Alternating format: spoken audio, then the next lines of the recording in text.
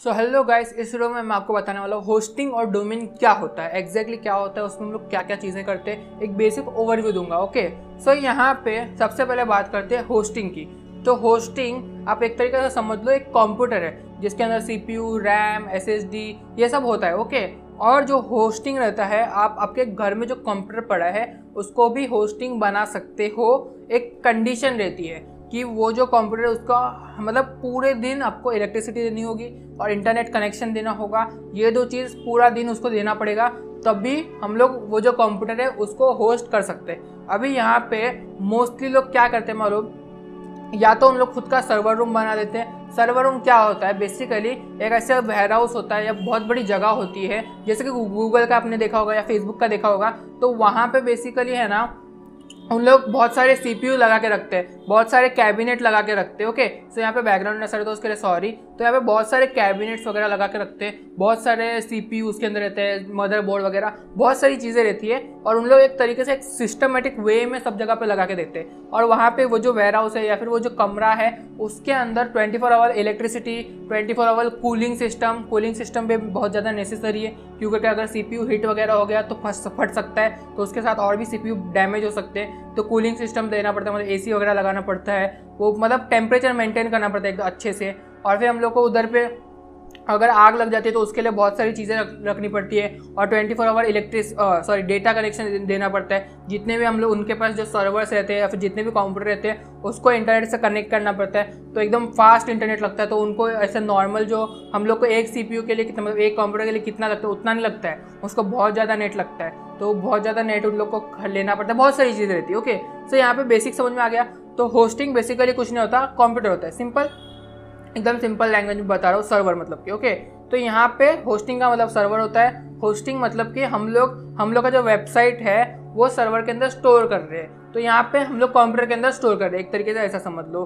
तो यहाँ पे बेसिकली है ना, होस्टिंग हम लोग क्यों खरीदते हैं? सबसे पहले हम लोग को खुद की वेबसाइट बनानी है, उसके लिए खरीदते हैं, बराबर। फिर दूसरा, हम लोग पोर्टफोलियो बनाते हैं, तो हम लोग को जैसे जॉब वगैरह के लिए चाहिए, जॉब वगैरह अप्लाई करना है तो वहाँ पे हम लोग को काम आते हैं, तो हम लोग पोर्टफोलियो होस्ट करते हैं। अभी यहाँ पे है ना कुछ फ्री भी रहते हैं, बट फ्री का क्या रहता है ना, आपको बहुत ज़्यादा अच्छा स्पीड वगैरह नहीं मिलता। तो अगर आप पैसे दे के खरीदते हो तो स्पीड अच्छा रहता है, बहुत सारी चीज़ें अच्छी रहती है। ओके, सो यहाँ पे इतना समझ में आ गया।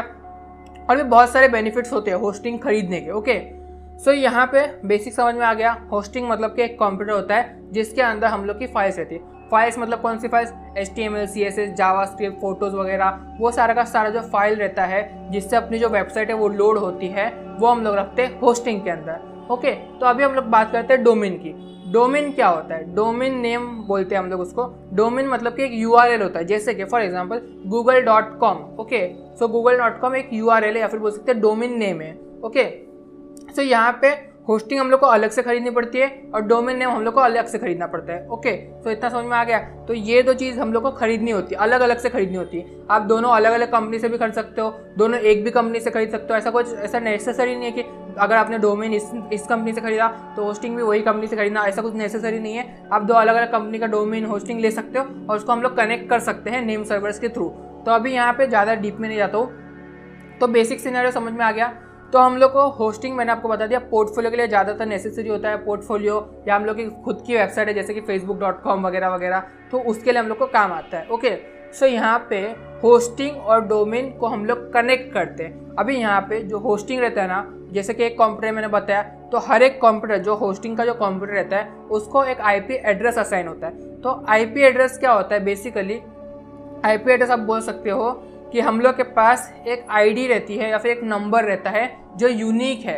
जैसे कि हम लोग का URL भी यूनिक होता है और ये भी यूनिक होता है। तो यूनिक है मतलब कि फॉर एग्जांपल मेरे पास एक कंप्यूटर है, उसका IP एड्रेस कुछ XYZ है। ओके, तो यहाँ पे उसका जो IP एड्रेस है वो दूसरे कोई होस्टिंग से मैच नहीं करेगा।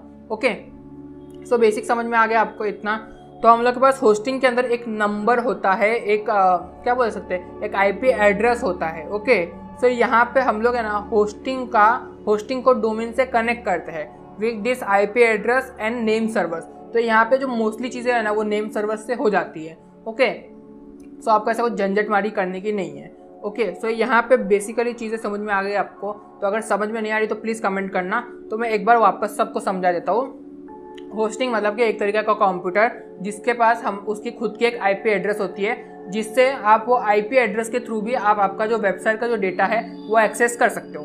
तो यहाँ पे जो आईपी एड्रेस रहता है उसको हम लोग कन्वर्ट कर देते हैं एक यूआरएल के अंदर। यूआरएल मतलब कि डोमेन नेम के अंदर। तो अभी यहाँ पे XYZ मैंने आपको नाम बताया, मेरे पास एक एड्रेस है, उसका XYZ आईपी एड्रेस है। ओके, सो वहाँ पे वो जो आईपी एड्रेस है उसको मैं एक नाम दे रहा हूँ जिसको हम लोग बोलते हैं यूआरएल या फिर आप बोल सकते हैं डोमेन नेम। ओके, तो इतना समझ में आ गया। तो डोमेन नेम जो होता है वो बेसिकली क्या होता है, एक google.com है बराबर, google.com। तो ये एक डोमेन नेम है और उसकी एक पर्टिकुलर आईपी एड्रेस होगी। अभी आईपी एड्रेस में भी बहुत सारी चीज़ होती है, एक स्टैटिक आईपी होती है, एक डायनेमिक आईपी होती है। तो कुछ जो वेबसाइट है वो स्टैटिक आईपी देती है, कुछ जो वेबसाइट है वो डायनेमिक आईपी देती है। क्यों करके यहाँ पे क्या होता है, जैसे कि फॉर एग्जाम्पल अगर हम लोग गूगल का एग्जाम्पल ले तो गूगल का क्या होता है ना, बेसिकली हम लोग का गूगल के पास डायनेमिक आईपी एड्रेस होता है, तो वो बार बार चेंज होते रहती है। लेकिन static IP mostly static IP use करते हैं क्योंकि वो चेंज ना हो आईपी एड्रेस। ओके, सो यहाँ पे बेसिक सिनेरियो क्या है, स्टोरेज हम लोग है ना, हम लोग की जो वेबसाइट है उसको स्टोर करते हैं होस्टिंग के अंदर। तो जो होस्टिंग रहता है वो हम लोग का HTML CSS वगैरह को स्टोर करता है और डोमेन नेम से हम लोग वो जो होस्टिंग का जो डेटा है वो एक्सेस करते हैं हम लोग के ब्राउजर के अंदर। तो हम लोग को ऐसे करके हम लोग के पास वेबसाइट पूरी आती है। ओके, सो आई होप आपको इतना कन्फ्यूजन नहीं होगा। अगर कुछ कन्फ्यूजन है तो कमेंट कर देना, मैं आपको एकदम डिटेल में वापस से एक्सप्लेन कर दूंगा अगले वीडियो के अंदर। तो हम लोग मिलते हैं नेक्स्ट वीडियो के अंदर, तब तक के लिए जय हिंद, वंदे मातरम।